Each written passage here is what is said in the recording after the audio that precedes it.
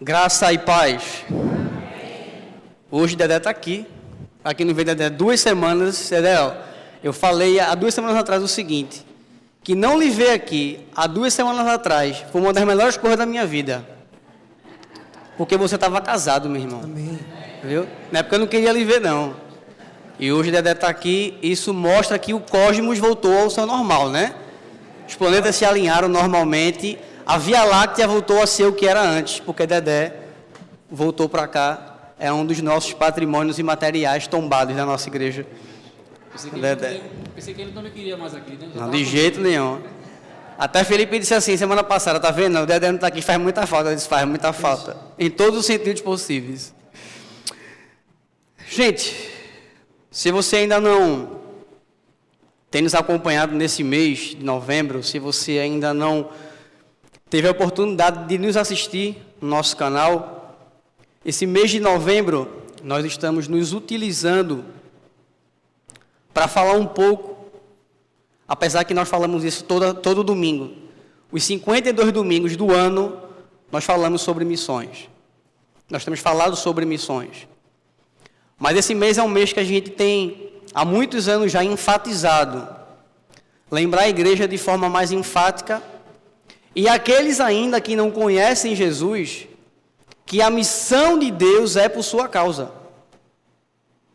Se você está aqui, se você vai nos assistir em algum momento, e você ainda não vive com Jesus, a missão dele é por você. A missão da igreja, ela é única e exclusiva para alcançar aqueles que ainda não entenderam o amor de Deus por elas. E isso só é possível através da nossa doação. O texto que o pastor André leu para nós hoje resume exatamente a postura que Deus deseja. Obrigado, dona Graça. A postura que Deus deseja daqueles que já o conhecem para com aqueles que ainda não o conhecem.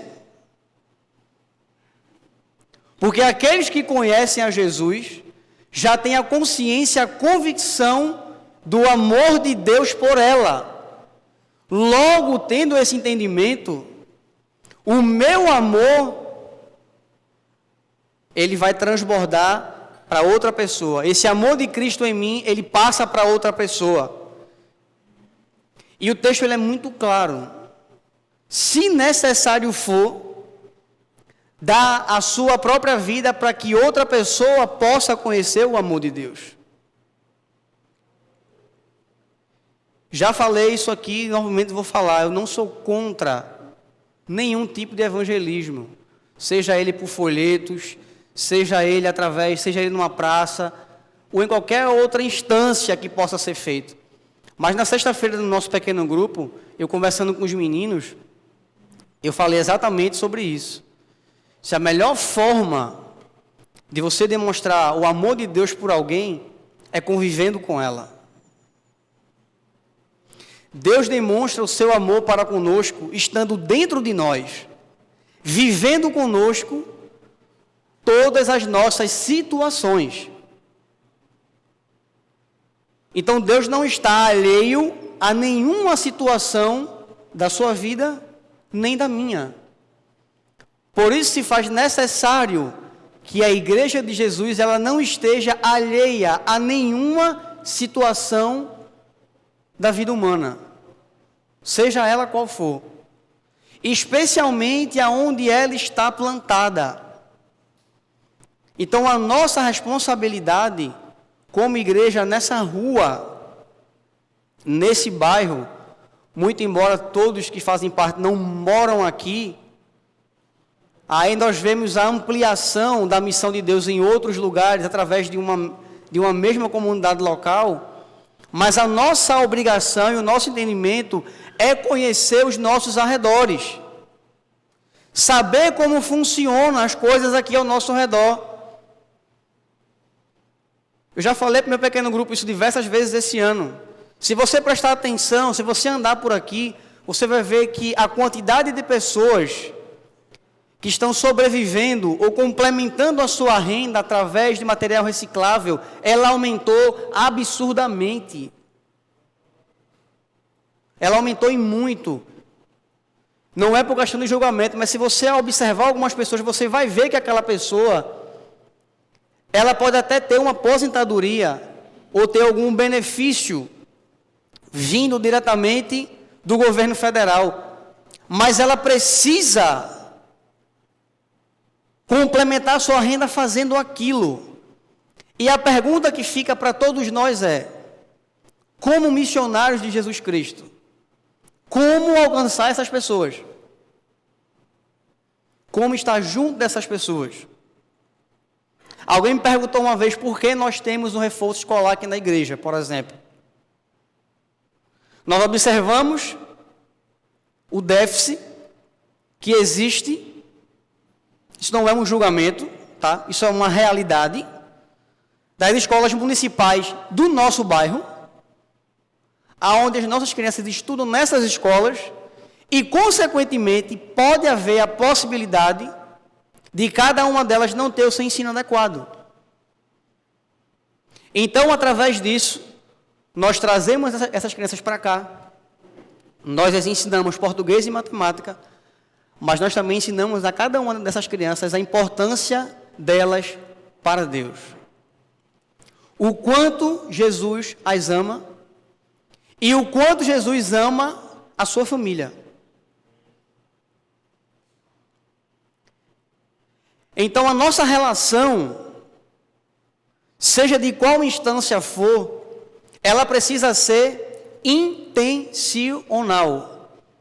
Completamente intencional. Então, enquanto nós vamos fazendo a nossa missão, nós precisamos ser intencionais. Desde comprar um pão, a você ofertar para dízimo, para missões, ou para qualquer uma outra coisa que você venha fazer. Então, tudo aquilo que nós formos fazer, precisa ser com a intenção de Jesus ser visto através da nossa vida. Tudo, exatamente tudo. E para isso nós estamos nos utilizando da nossa missão como igreja. Como eu já falei semana retrasada, o pastor Genilson falou semana passada também, essa missão que nós temos como igreja nada mais é do que a própria Bíblia transformada em algumas frases, que é glorificando a Deus, proclamando o Evangelho e fazendo discípulos. Vamos repetir? Glorificando a Deus, proclamando o Evangelho e fazendo os discípulos de Cristo. Lembre-se que o discípulo que nós formamos, o discípulo que a igreja forma, precisa ser o discípulo de Jesus. Não pode ser o meu discípulo, não pode ser o discípulo da denominação. Precisa ser discípulo de Jesus. Porque senão, nós vamos experimentar aquilo que nós estamos vendo hoje com a igreja brasileira. A igreja brasileira hoje, ela é completamente, ou ela é na sua grande maioria, dividida. Quando no ensino de Jesus diz que nós devemos ser um. Então, uma contradição, ela já é gerada daí. É por isso que existe muitas aberrações sendo ensinadas e, no final das contas, Jesus Cristo torna-se o autor desses ensinos. E eu não vou investir o nosso tempo hoje falando sobre isso, mas eu queria que nós pudéssemos pensar um pouco sobre o nosso tema mensal. Muitos discípulos, uma missão. E a nossa mensagem de hoje será fazendo discípulos de Jesus. Para isso eu convido você a abrir sua Bíblia em Mateus 28. É um texto que nós nunca lemos, né, como igreja. Eu sempre digo que esse texto, depois de Jesus é o texto de Bona. Esse é o texto que eu acho que foi o texto que eu mais ouvi referente a reflexões nessa igreja. Esse ano nós já nos utilizamos desse texto. E quem lembra, Bona nos desafiou a dizer esse texto decorado.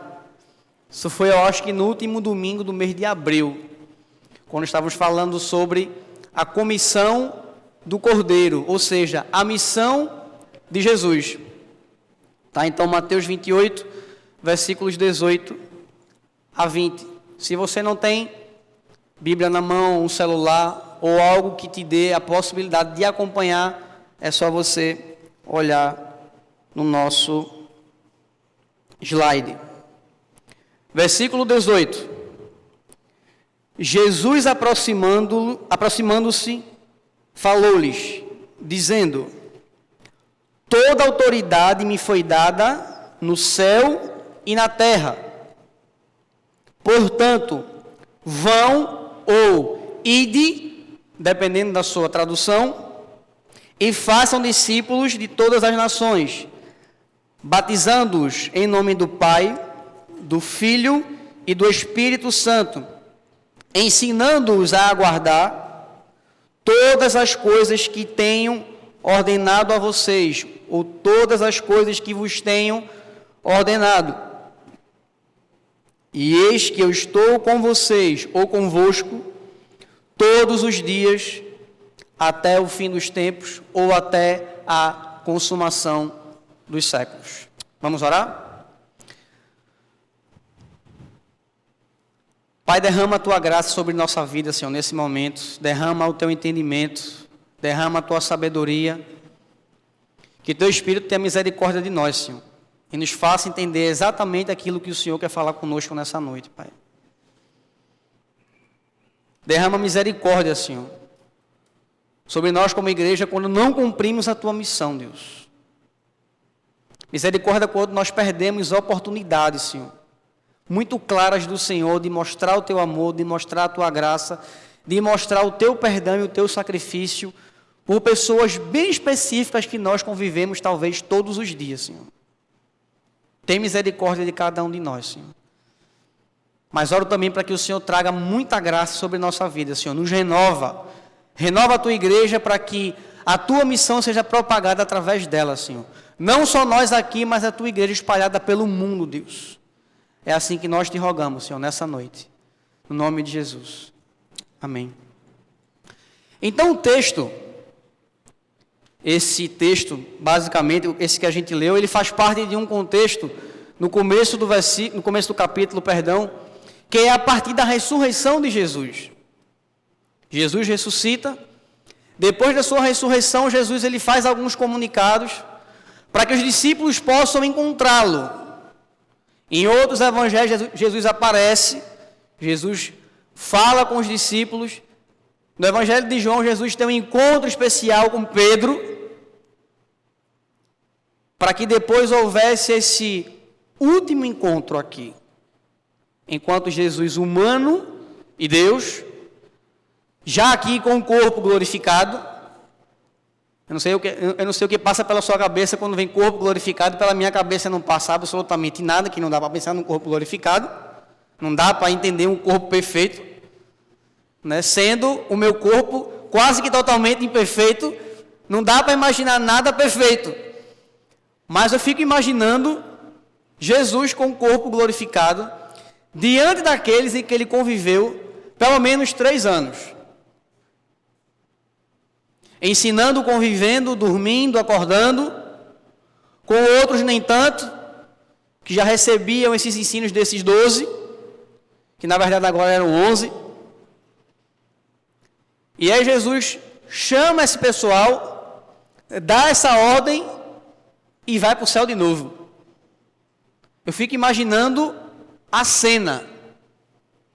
Não é à toa que Atos capítulo 1, quando os discípulos ficam olhando Jesus e para o céu, aparece um anjo e diz: vocês aí, esse aí que subiu, ele vai descer de novo, mas lá, fecha o olho, olha para frente e vão embora. Cumprir a missão que ele deu para vocês. A missão que ele deixou para vocês. E eu queria que nós pudéssemos observar pelo menos 3 coisas de como fazer discípulos de Jesus. Essa é a pergunta. Se a missão é fazer discípulos, a pergunta é como? Como nós fazemos discípulos de Jesus? E o primeiro ponto que eu posso trazer para vocês aqui é crendo na autoridade de Jesus. Novamente no versículo 18, você pode acompanhar comigo.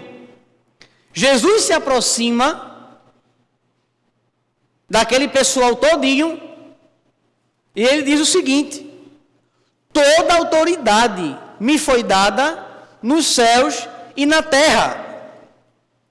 Isso é o contraste do Jesus que nós podemos encontrar em Filipenses capítulo 2, versículos 5 a 11, que é a descrição que Paulo dá de Jesus enquanto servo sofredor. Aqui nós vemos já um Jesus com corpo em glória, ressuscitado. Aqui já é um Jesus que venceu a morte.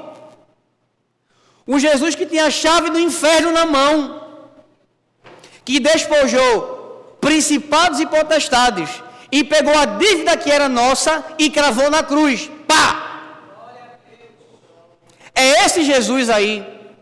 Não é mais o Jesus que apanhou, que foi crucificado e derramou até a sua última gota de sangue, mas aqui já é um Jesus que já triunfou sobre tudo. É um Jesus que não importa se tem uma porta. É um Jesus que não respeita mais as portas, não. É o que atravessa a parede. Não quer saber se está trancada a porta da casa aonde estavam os discípulos dele que se esconderam depois da sua morte. Tudo trancado e de repente Jesus aparece. Que a paz esteja com vocês. Eu corria. Eu não sei você. Não sei para onde, mas imagina, tudo trancado na sua casa hoje de noite, por exemplo. Você vai dormir, está tudo trancado para você que mora em apartamento, tem aquela porta, tem um porteiro, tem a grade, tem não sei o quê. Tem a porta da sua casa, tem a grade da sua casa, tem um cadeado, tem um trinco. E de repente, que a paz esteja com você, meu querido. Aí você vai dizer, glória a Deus, duvido. Duvido. Você vai querer correr. Saí desembestado, e eu fico, isso é coisa de gente doido, por isso que eu fico pensando sobre essas coisas, eu fiquei pensando, meu Deus, o que é que aconteceu com aqueles 11, eu acho que tinha uma galerinha mais ali dentro, um dando cabeçada no outro, querendo levantar, mas força nas pernas não tinha. E o mais interessante disso, é o Jesus glorificado, com o corpo perfeito em glória, mas que permite ainda que Tomé toque nas suas mãos. E por que eu estou citando exatamente essa expressão, ou essa parte do texto bíblico de Tomé? Porque muitas vezes nós não acreditamos nessa autoridade que está aí, não. Jesus manda a gente ir em tal lugar, com tais pessoas, e nós não vamos. Nós temos medo, receio. Não queremos perder de repente alguma amizade. E a gente nem sabe porque a gente nem falou, né, para a pessoa. A gente nem está convivendo com as pessoas. Mas muitas vezes nós não cremos nessa autoridade que só Jesus tem para dar igreja. Então, aonde Jesus manda você ir, a autoridade dele está com você. Não importa aonde você esteja, com quem você esteja. Não interessa o local que você está. Não interessa quem é a pessoa. Ah, é o traficante fulano de tal. A autoridade de Jesus está com você. Mesmo você com medo, mesmo eu com medo. Eu trabalhei no Exército de Salvação, junto ao governo do Estado, como educador social. E eu confesso que na primeira semana eu trabalhei com muito medo. Porque nós trabalhávamos com pessoas de aproximação de rua, em vulnerabilidade social, pessoas na condicional, pessoas que vinham dos abrigos da prefeitura, iam para lá, depois voltavam. E no primeiro dia de trabalho, simplesmente teve um assalto. E foi roubado 20 mil reais de vale, transporte. De repente a gente está lá, entra o Major Holland, alguns conhecem, esposa da Major Rosa, entra com o corpo todo lavado de sangue, da coronhada que ele levou. E aí todo mundo preocupado com ele, e pega um pano e vai estancar o sangue. E todo mundo preocupado com o dinheiro que foi levado. 20 mil reais de vale, para uma coisa que vivia de doação, com o recurso do governo que já não quer dar. E quando dá, o abençoado vem, para não dizer outro nome, ele vem e leva. E aí, qual foi a preocupação do major? Será que ele levou a Bíblia? Essa foi a preocupação do major. E o cara, infelizmente, não tinha levado a Bíblia. Mas a preocupação dele é, será que ele levou a Bíblia?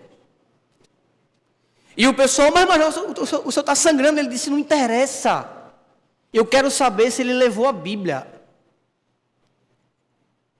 Os vales Deus vai dar outros, como deu. Deu que ainda no final do ano voltou dinheiro para o Estado de novo. Mas a preocupação dele era a autoridade que Deus deu para ele precisava ser colocada ou posta em prática. E através disso, nós que trabalhávamos ali fomos conhecendo a realidade de algumas pessoas que estavam lá. E de repente eu estava no meio dos traficantes sem nenhum problema.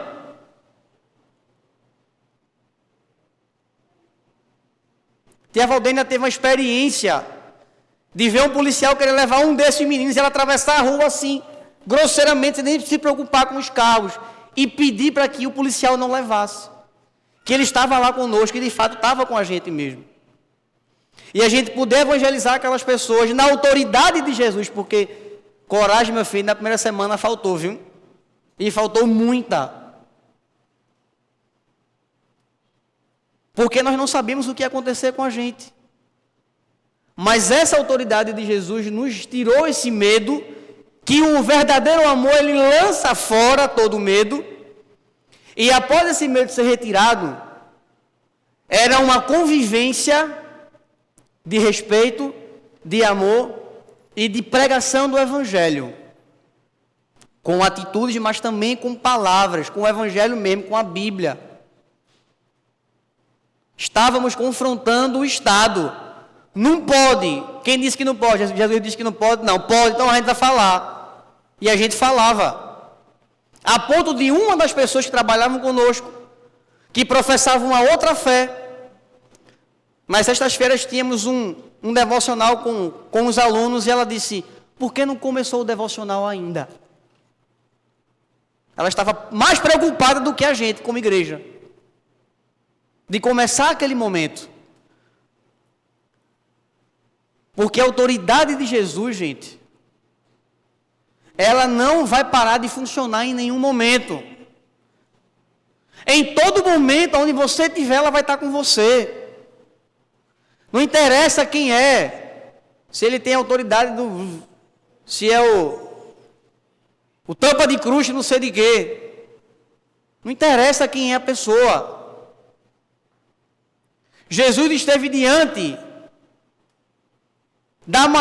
uma das maiores autoridades, enquanto história no mundo, que foi o Império Romano. O império devastador, onde chegava, acabava com tudo. E Jesus, ao estar à frente de Pilatos, ele diz, tu só está aí porque o meu pai quer. Se ele não quisesse, tu já estava fora daí, boy. Tu não está aí porque César te colocou aí, não. Tu está aí porque o meu pai permitiu, você está aí. E é essa autoridade que Jesus quer que a igreja se revista. Como dizem os pentecostais, tome posse. Faça parte da nossa vida a todo momento. Agora é o que eu sempre digo para mim e digo para as pessoas. Isso só se torna realidade quando nós praticamos constantemente. É igual a pessoa que quer fazer dieta para emagrecer. Ela faz dieta um dia na semana e os outros 6 não. Não vai rolar. Ou a pessoa que quer ter aptidão física. Ela vai na academia 2 dias e 5 não. Também não vai acontecer nada. Está só jogando dinheiro fora. Precisa de constância. Para que aquilo não só torne-se um hábito, mas se torne uma verdade. A ponto de, aonde você estiver, trazendo aqui o exemplo da dieta para emagrecer, não interessa o que vão te oferecer, você não vai comer. Porque aquilo não faz mais parte da sua vida. Ou não deveria fazer, né?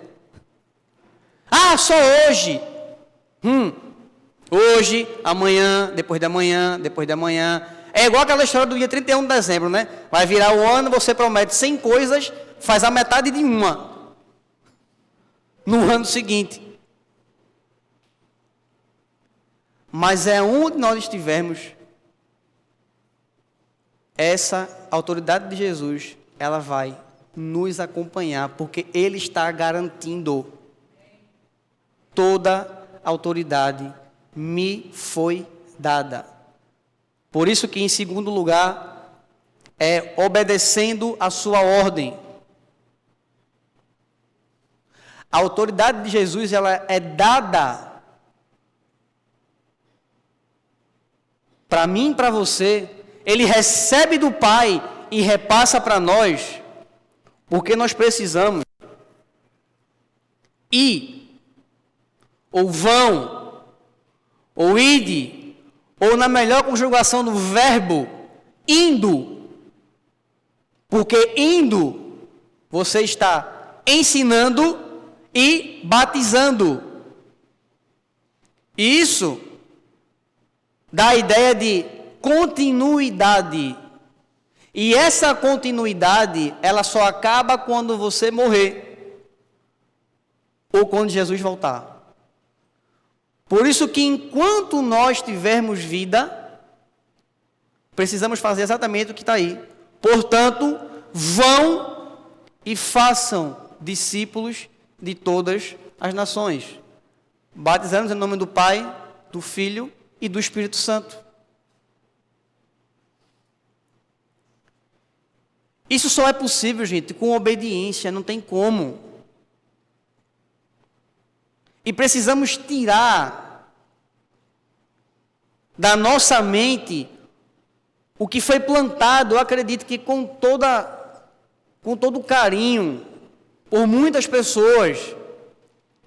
Isso aqui não é a igreja, isso aqui é um prédio. Igreja é o corpo de Cristo, eu e você. Nesse tempo aí, ou passou, no mínimo, 3 ou 4 séculos, sem ter espaço. Era na rua, por algum tempo foi no pátio do templo, e nas casas. Aonde você está, eu não sei se essa frase é dele, mas o pastor Ivan Corrêa, que foi pastor aqui da nossa igreja, ele todo Palavra da Vida, ele falou para mim uma vez a seguinte frase: Rodrigo, aonde você estiver, ali é o seu púlpito. Ali é o seu local de pregação. Aonde você estiver, é lá que você precisa viver e pregar o Evangelho.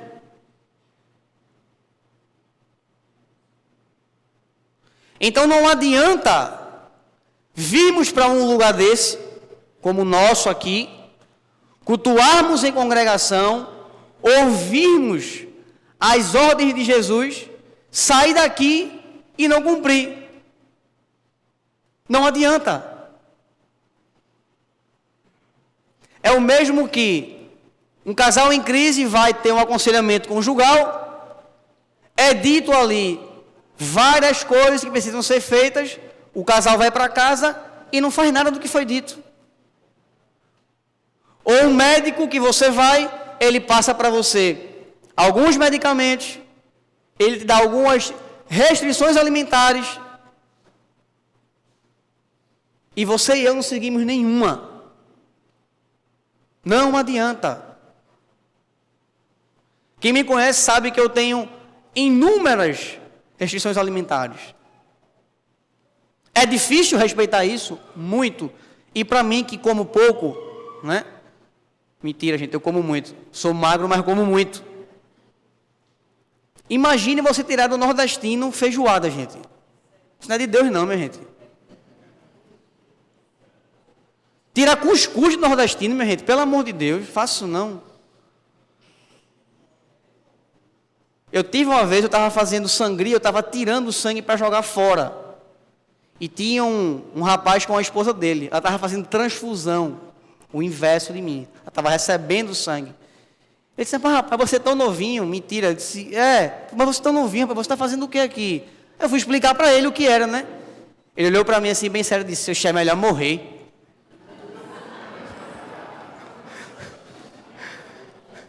Aí eu olhei para ele, e o Espírito Santo disse, Rodrigo, meu filho, tenha calma. Eu disse, se eu não fosse crente miserável, tu ia ver agora. Ele disse, meu irmão, assim mesmo, meu irmão, ficar sem comer carne vermelha, ficar sem comer feijoada, é melhor o cara morrer. Eu tive abstinência várias vezes. Várias vezes. Quando eu comecei a me tratar, eu era chamado para churrasco toda semana. E sem pagar. Chegava lá, por isso que eu digo, gente, ó, se comer galinha fizesse a pessoa voar, já estava voando, ó. Faz tempo. Hoje é mais pela necessidade do dinheiro, né? Mas há 8 anos atrás não era não. O povo comendo picanha, maminha, comendo fraldinha, sei lá, como é que é o nome de carne aí, enfim, pense uma carne que você gosta de comer. E eu ficava só olhando, e teve um que eu fui, nem galinha tinha, meu irmão. Eu disse, não é possível não, mas que churrasco é esse? Aí chegou um salgado na minha mesa, a coxinha, eu disse, ninguém mexe aqui não, assim mesmo, ninguém mexe. Ninguém pega esse aqui, é só meu. Me agarrei com um pote do negócio, eu disse, quem pega esse aqui vai levar uma mãozada, viu? Por quê? Porque você obedecer aquilo que o seu corpo diz não é fácil.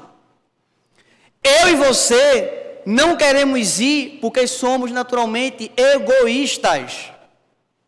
Não queremos que as pessoas experimentem o amor que Deus sente por mim e por você e que nós experimentamos diariamente. Por isso precisa do sacrifício.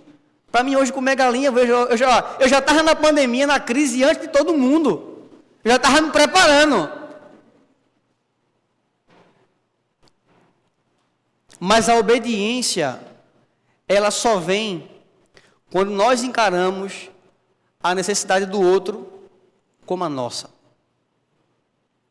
Você que anda com Jesus hoje, imagine a sua vida sem Jesus hoje.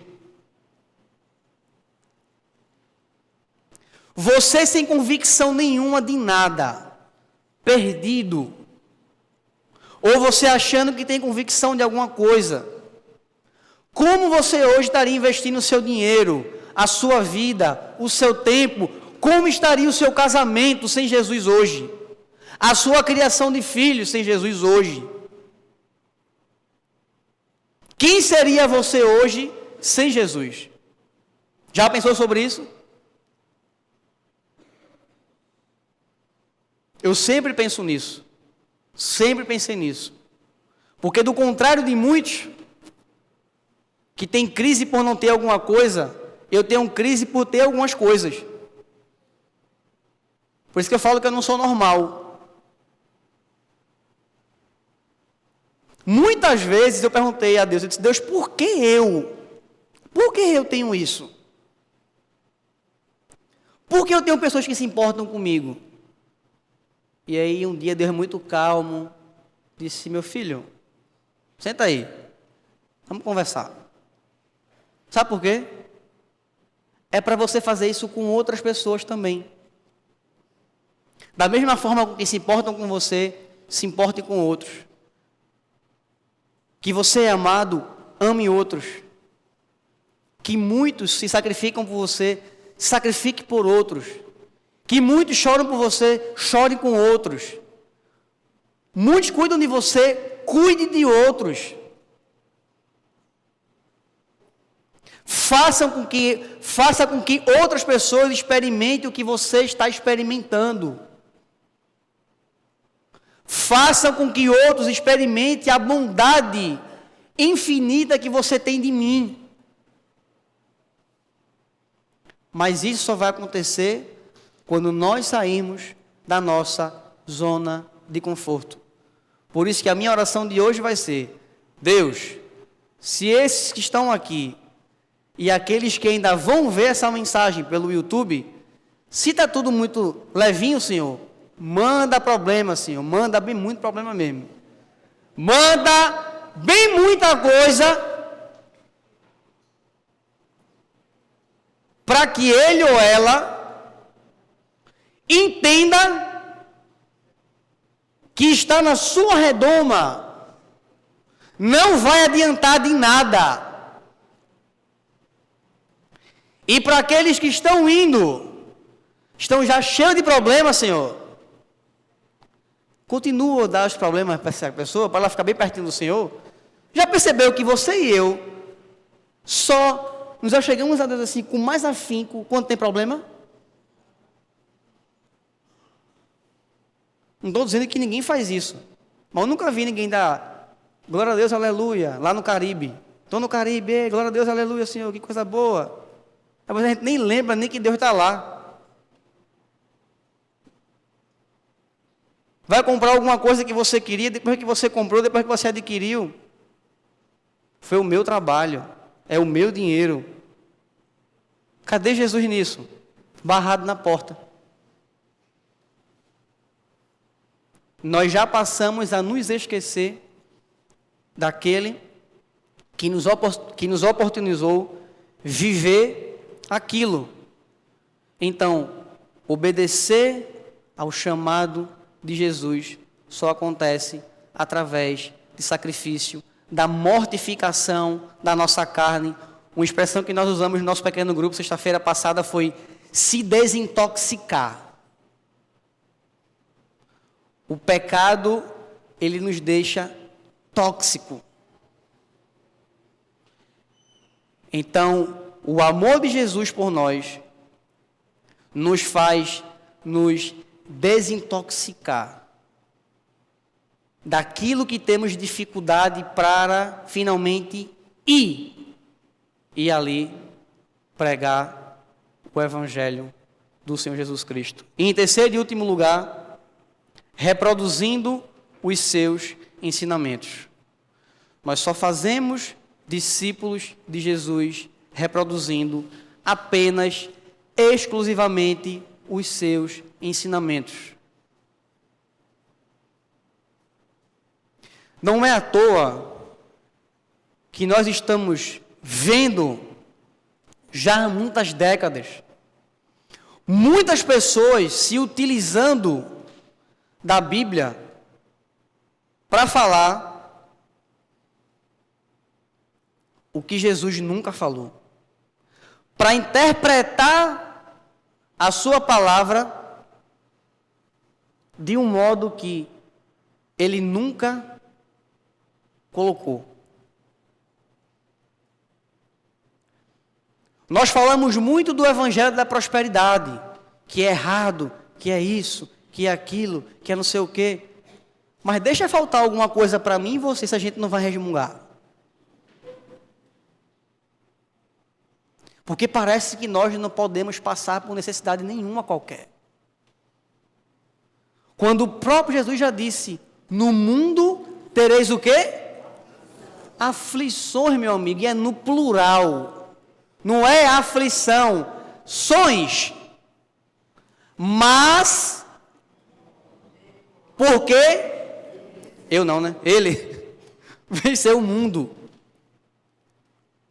Então Jesus com isso, ele nos fala exatamente o que está no versículo 20. Ensinando-os a guardar todas as coisas que tenho ordenado a vocês. E eis que estou com vocês todos os dias, até o fim dos tempos. E o que está aqui no português implícito é que só ensina quem já aprendeu. E eu disse, meu Deus, estou ferrado. Igual a Isaías, né? Isaías capítulo 6. Ai de mim, Senhor, porque eu sou o pecador. Estando Isaías na presença de Deus. Mas a esperança é que vem um anjo com a brasa, toca os lábios de Isaías. E Isaías agora retomado por algo extraordinário, que quando Deus pergunta, quem irá por nós? Ele diz, eis-me aqui, Senhor, envia-me a mim. Então, quando o texto vai dizer, ensinando-os a guardar, você só dá algo para alguém guardar que você já possui. Você não vai mandar ninguém guardar uma coisa que você não tem.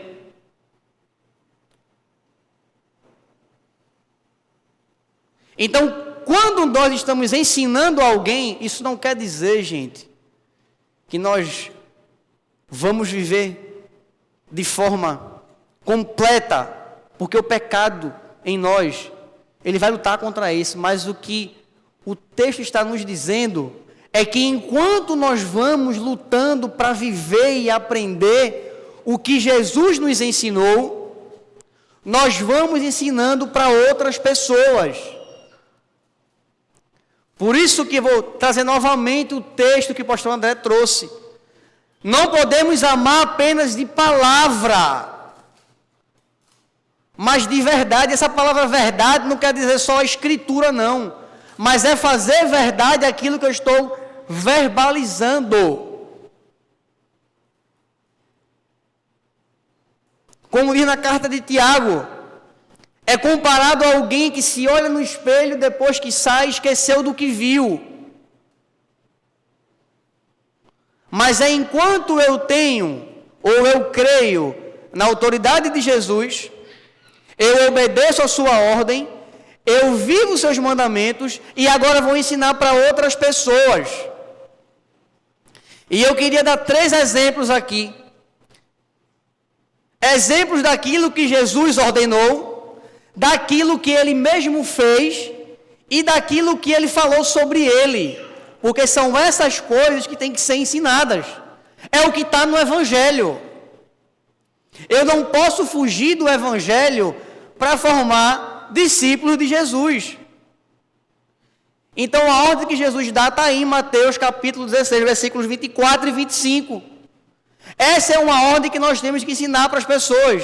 Então Jesus disse aos seus discípulos, se alguém quiser vir após mim, a si mesmo se negue, tome a sua cruz e me siga, porque aquele que quer salvar a sua vida vai perder, mas aquele que perder a vida por mim e por causa do Evangelho vai achar a vida.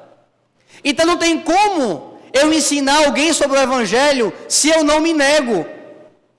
E se eu não vou ensinar ele a que ele se negue a ele mesmo. Para não virar o crente Gabriela. Ah, mas eu nasci desse jeito, me educaram assim, e me fizeram assim, meu filho, minha filha. Mas o discípulo de Jesus, que tem o Espírito Santo dentro de si, ele tem total capacidade de mudar. Porque o Espírito Santo que está nele muda. Tem que se negar. Não tem para onde correr.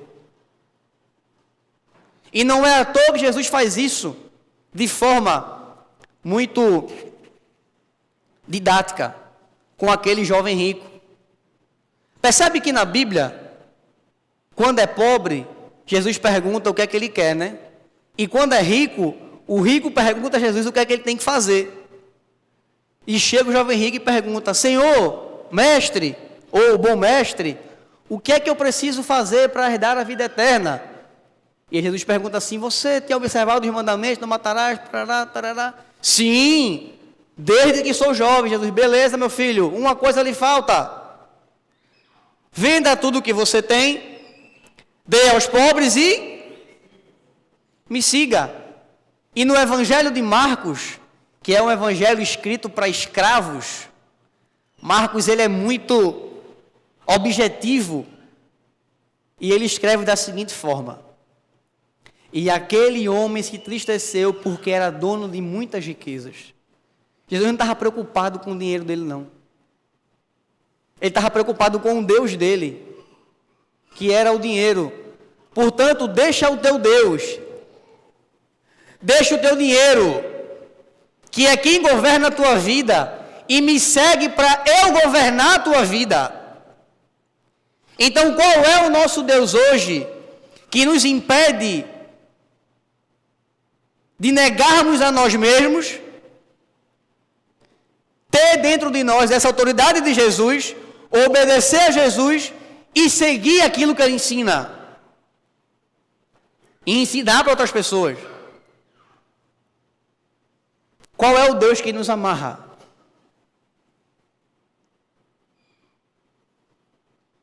Está repreendido, pastor.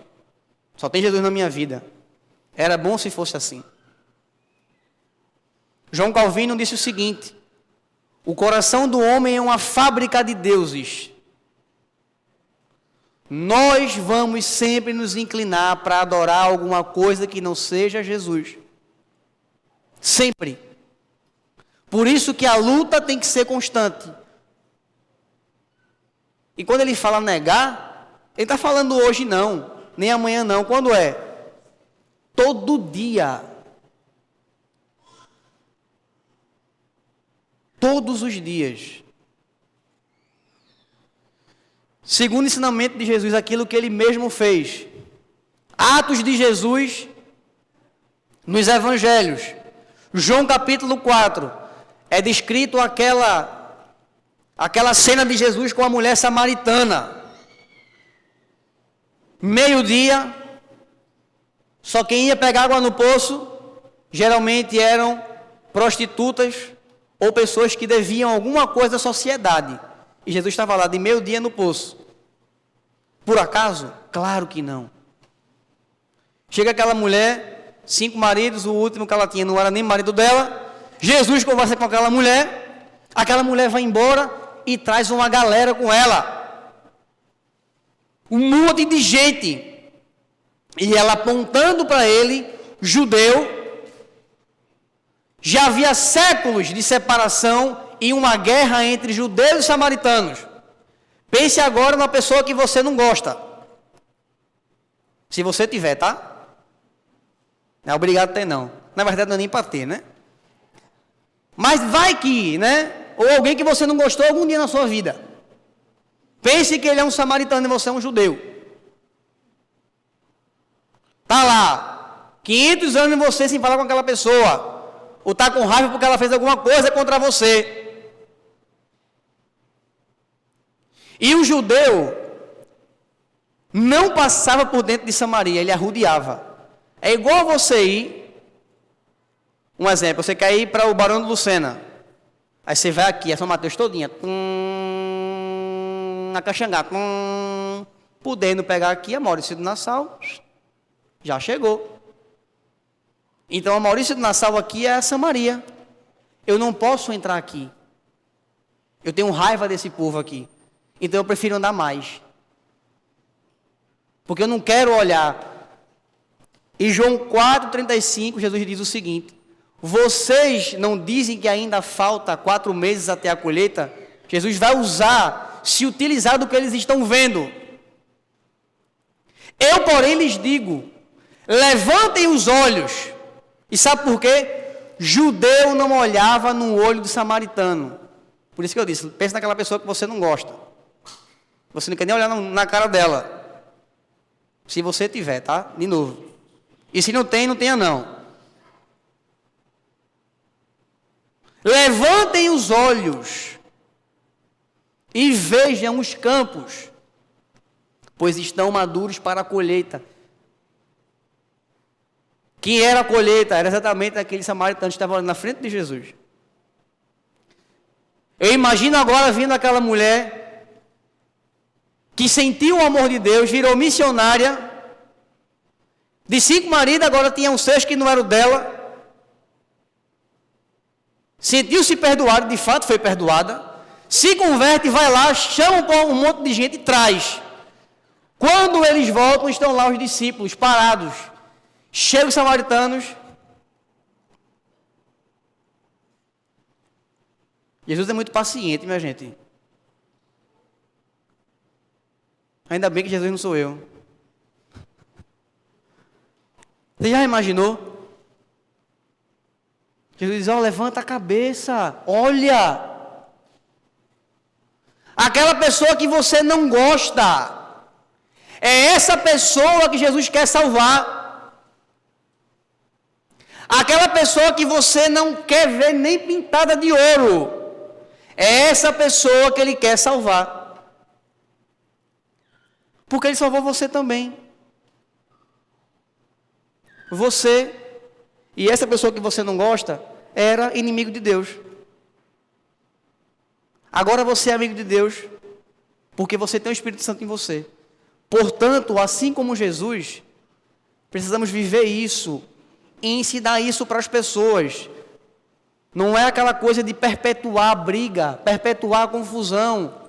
A pessoa chegou para você para falar mal de outra, acabe ali a confusão. Não perpetue, não. Mesmo que você queira, porque a gente quer mesmo fofocar. Quer falar da vida dos outros. Não é? É ou não é? Vamos parar com coisa, gente. É isso mesmo, a gente quer falar mal dos outros mesmo. Mas vamos prender o negócio, fecha a boca. Igual no retiro de casais, bota água na boca. Enche a boca de água. Quero ver você falar? Se falar, vai se molhar todinho. Enche a boca de água. Ou de farinha não. De água. Mas faça com que esse conflito se acabe. Então Jesus estava ali, ó. Jesus estava naquele momento acabando o conflito que já havia há mais de 300 anos entre judeus e samaritanos. E por último, precisamos ensinar aquilo que Jesus fala sobre Ele mesmo. O Evangelho de João, ele é craque. E eu queria encerrar com isso. Para falar sobre essas coisas. No Evangelho de João, Jesus diz que é a porta das ovelhas, é o pão da vida. Jesus é a água da vida. E no capítulo 6 de João, há menciona aquele milagre de Jesus, multiplicando o pão para mais de 5.000 pessoas, e depois o povo querendo mais pão, gostaram do pão, aí voltaram de novo, para comer o pão de novo. E Jesus faz, opa, vocês estão aqui pelo pão que perece. Por isso Jesus respondeu, eu sou o pão da vida. Quem vem a mim jamais terá fome, e quem crê em mim jamais terá sede.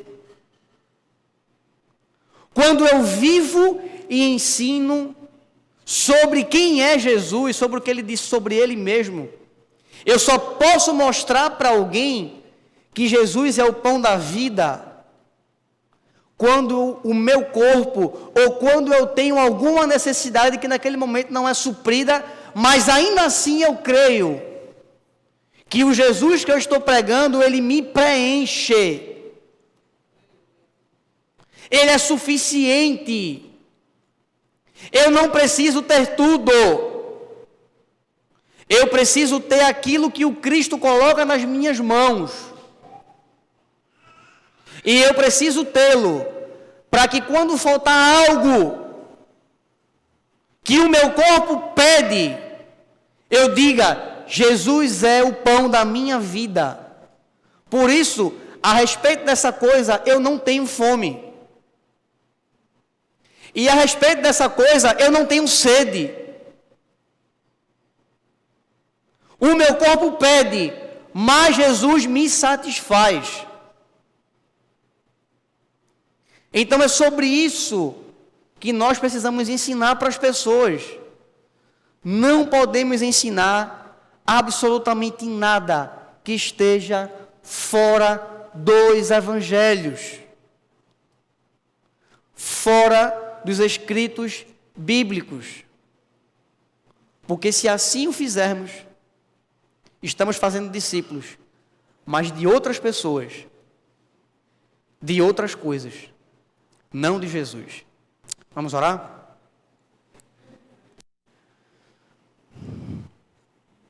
Pai, nós louvamos o Teu nome, Senhor.